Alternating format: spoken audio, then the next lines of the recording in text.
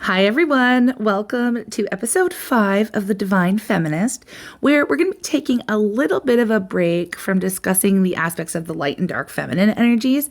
Today, we're just going to spend a little bit of time defining some themes and terminology that we'll be using as we move forward together on this journey of discovery.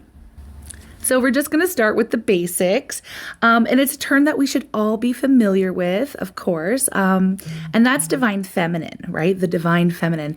And I totally understand that a lot of folks here tuning into the podcast right now, from the start, our OGs, are from our, Turning Tides Tarot tribe, right? And there's a lot of focus here on the channel on the divine feminine within the realm of the twin flame journey. But today we're speaking about the energy as a whole. And of course, both men and women have access to this energy and they can both embody the energy of the divine feminine. So before we begin, I just wanted to make that clear. Let's just go ahead and give a general overall definition of the divine feminine. So we know it's about embracing qualities like compassion, intuition, creativity, and nurturing. So these things are often linked to femininity, right? But it's also about finding our inner strength, balance, and wisdom while we're connecting with our emotions, nature, and your deeper sense of self. So even though sometimes it's seen as the opposite of the divine masculine, it's not really tied to any specific gender. It's more of a universal energy that anyone can tap into, bringing more harmony, healing, and self-awareness into their life. Now, you may have noticed that I named the series The Divine Feminist, and you may have wondered what that might mean. But before we get there, I really want to make sure that we're all on the same page. So we're going to define a few more concepts, all right? And we're going to continue right now to define what it means to be a feminist. So a feminist is someone who stands up for gender equality, working to break down the social, economic, and political barriers caused by discrimination. Feminism, why am I having such a hard time saying the word?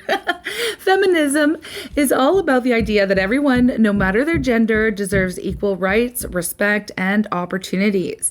Feminists challenge patriarchal systems that favor men, fight for policies that empower marginalized genders, and aim to make society more inclusive and fair for everyone.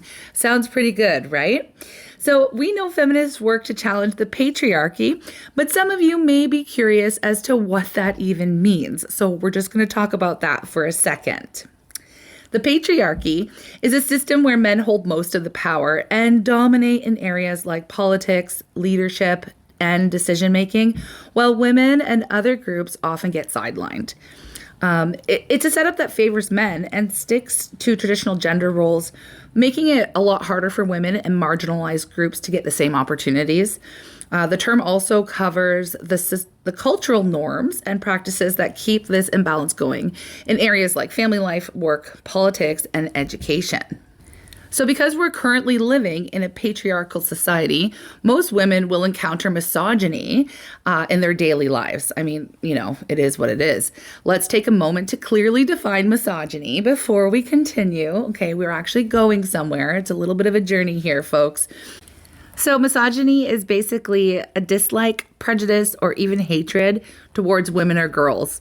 All right, it shows up in a lot of ways, like discrimination, objectification, violence, or stereotypes that undervalue women and their rights.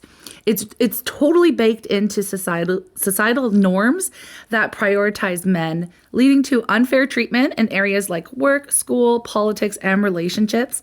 So misogyny feeds into gender inequality, and it really holds women back. Now, the patriarchy, it plays a huge role in promoting misogyny by creating systems that favor men and put women in a subordinate position, all right? It puts women down. It pushes traditional gender roles that limit women's opportunities socially, economically, and politically. So this devaluation leads to widespread issues like discrimination, objectification, and violence, right? We already said that. But by normalizing the male dominance and undervaluing women's contributions, the patriarchy actually reinforces these stereotypes that make women seem less capable. It discourages their independence and keeps barriers in place that stop them from having the same rights and opportunities as men, which is total bullshit. It's definitely not easy being a woman in a society that actively works to oppress us.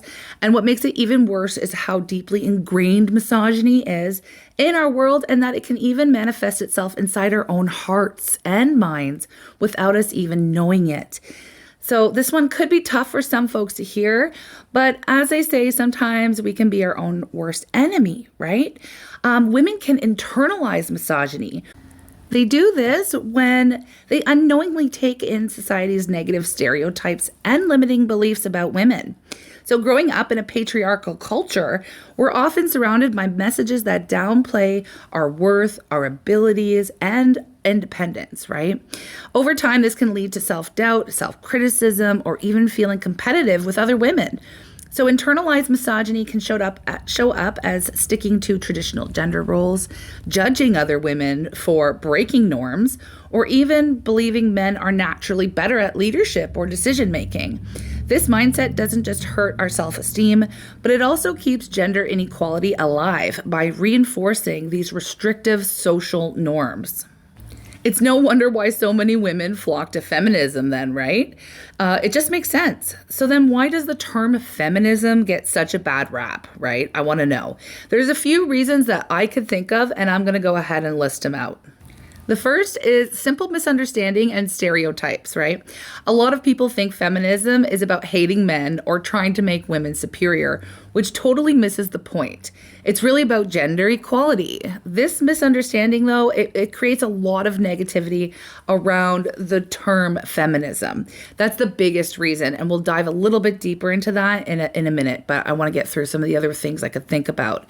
The next one being media portrayal. So the media often highlights extreme or controversial figures when talking about feminism, making feminists seem angry or militant, right? This distracts from the actual movement, and it distracts from the real focus on equality and justice. The other one I could think about was like a resistance to change, right? Feminism challenges traditional power systems like the patriarchy, and that can make people, especially those benefiting from the status quo, very uncomfortable or resistant to seeing any kind of change, right? Another reason has to do with cultural norms. So in places where gender roles are deeply ingrained, questioning those roles can feel threatening, which is kind of like that resistance to change. And so what it leads to is a pushback against feminism in general and the people who support it. Another one I could think of is the historical context around the word feminism. And it's been around for a while, feminism has. And earlier waves, like the suffragette movement, were often seen as pretty radical and very disruptive. And sometimes that history sticks to how modern feminism is viewed, even though the suffragettes were freaking incredibly strong and powerful women just fighting to be heard for their right to vote. But they did so in a way that upset a lot of people at the time by acts of complete civil disobedience. And sometimes that is how we actually enact change, is by going against or breaking laws that are put into place to keep people down, right? Not every law is a good one, all right? Not every law is a good one. Okay, so I just want to move back for a second and talk about that very first and really the biggest reasons why there's so many negative connotations around the term feminism. And that's that there's a general belief that, you know, we're out here, women are out here, feminists are out here hating on men. And that's simply not true, okay? So in order to be a feminist, it doesn't mean that you have to hate men. It doesn't mean you're against them in any way. It's really about, like we've mentioned 1,000 times here, gender equality. We just want to make sure that, you know, everyone, regardless of gender, gets fair treatment, equal rights, and opportunities. It's not about tearing men down. It's really truly about breaking breaking down systems like the patriarchy that hold people back based on their gender. Okay. Feminism really helps everyone. And it does so by challenging the stereotypes and promoting inclusivity. It actually does call out male privilege where it exists. Okay. But the goal isn't to oppose men. The goal is to create a society where everyone is respected and empowered equally. Okay. So now let's finally talk. Okay, we're finally getting there, people. Let's finally talk about what it means to be a divine feminist. Okay, and that's the namesake, of course, of this podcast series. A divine feminist blends feminism with a spiritual connection to feminine energy. It's about combining the fight for gender equality and empowerment with traits tied to the divine feminine, like compassion, intuition, and wisdom. Divine feminists honor these qualities in themselves and others, no matter their gender. And they do so as a way to create balance and healing in the world. They focus on lifting everyone up, promoting justice and compassion, and working towards a society that respects and harmonizes both feminine and masculine energies. All right, sounds really nice, doesn't it? So that's pretty much it, folks. That's who we are. And I'd like to officially welcome you to the Divine Feminist community. So we'll circle back to these themes a little bit further down the line. But honestly, there's just so much to discuss. And I've got so many ideas for so many episodes. So, now that we're all on the same page with some of the terminology that we'll be using in the series, we're going to get back to our focus on exploring the dark feminine energy, how to embrace and connect to it in order to empower us during these intense and transformative shifts that are taking place on the planet right now.